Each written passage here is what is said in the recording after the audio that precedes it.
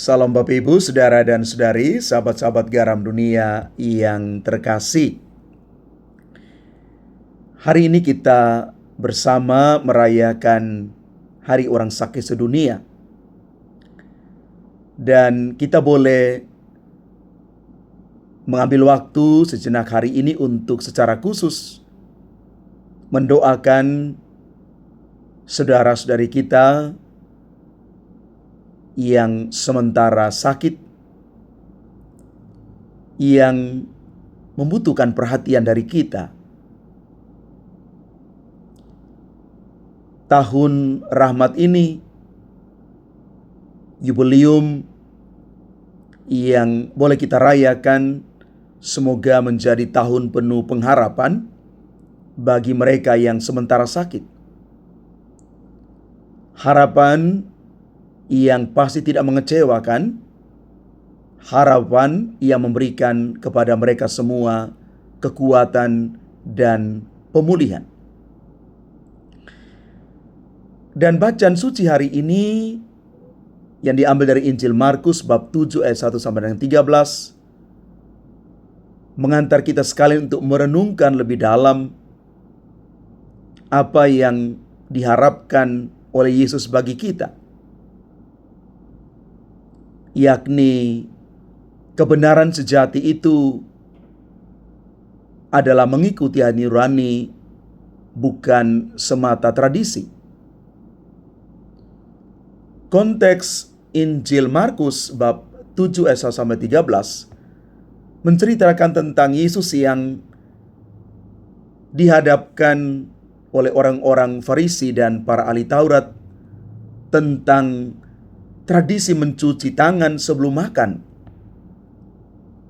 Yesus menanggapi mereka dengan mengutip nubuat Yesaya dan menekankan pentingnya mengikuti hati nurani, bukan sekadar mengikuti tradisi yang sudah ada. Yesus menekankan pentingnya mengikuti hati nurani. Hati nurani jauh lebih utama daripada sekadar tradisi.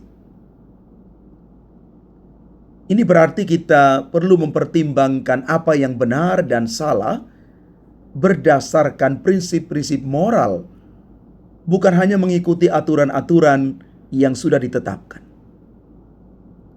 Maka Yesus mengutip nubuat Yesaya yang menyatakan bahwa orang-orang Farisi dan para ahli Taurat, mereka hanya mengikuti tradisi, bukan kebenaran sejati. Ini berarti kita perlu mencari kebenaran sejati, bukan hanya mengikuti apa yang telah ditetapkan oleh orang-orang lain. Selanjutnya juga konteks Injil hari ini, Yesus menekankan pentingnya orang menghormati orang tua, bukan hanya dengan kata-kata tetapi juga dengan tindakan. Hormat bakti kepada orang tua. Bapak Ibu saudara-saudari yang terkasih, dari Injil hari ini kita mau juga mengambil satu dua bahan refleksi untuk kita. Kita perlu mengikuti hati nurani, mempertimbangkan apa yang benar dan salah berdasarkan prinsip-prinsip moral, bukan hanya sekadar mengikuti tata aturan yang ada. Dan semoga hati nurani kita ini mengarahkan kita kepada kebaikan dan kebenaran. Kita terus mencari kebenaran sejati yang memerdekakan kita, yang menyelamatkan kita, dan kebenaran itu menuntun kita kepada kebaikan. Dan pada akhirnya kita juga diajak untuk menghormati orang tua dengan cara yang lebih nyata.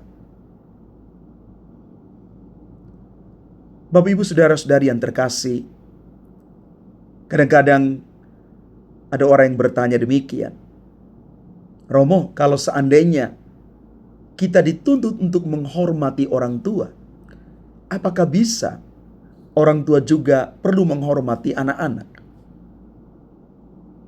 Saya kira ini pertanyaan yang perlu juga kita lihat, bahkan perlu kita refleksikan bersama.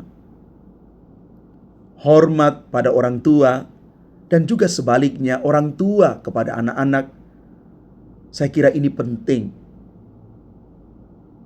Maka apapun yang kita lakukan yang terbaik, termasuk rasa hormat kita pada orang tua,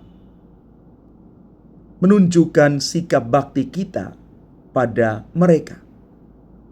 Tetapi juga para orang tua yang terkasih, mari kita juga memberikan rasa hormat kita, apresiasi kita, cinta kita pada anak-anak. Anak-anak yang adalah mahkota dari setiap perkawinan.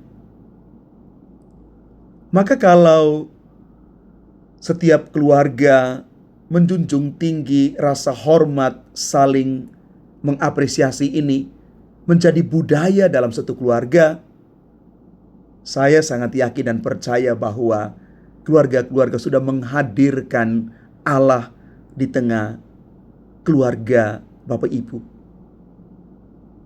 Mari Bapak Ibu saudara-saudari yang terkasih, di hari ini kita mau mengambil waktu secara khusus mendoakan mereka yang sementara sakit, mengunjungi mereka yang mungkin hari-hari ini membutuhkan sentuhan kita, perhatian kita, terlebih para orang tua dan juga anak-anak, sekali lagi, yang membutuhkan perhatian, membutuhkan cinta dari kita.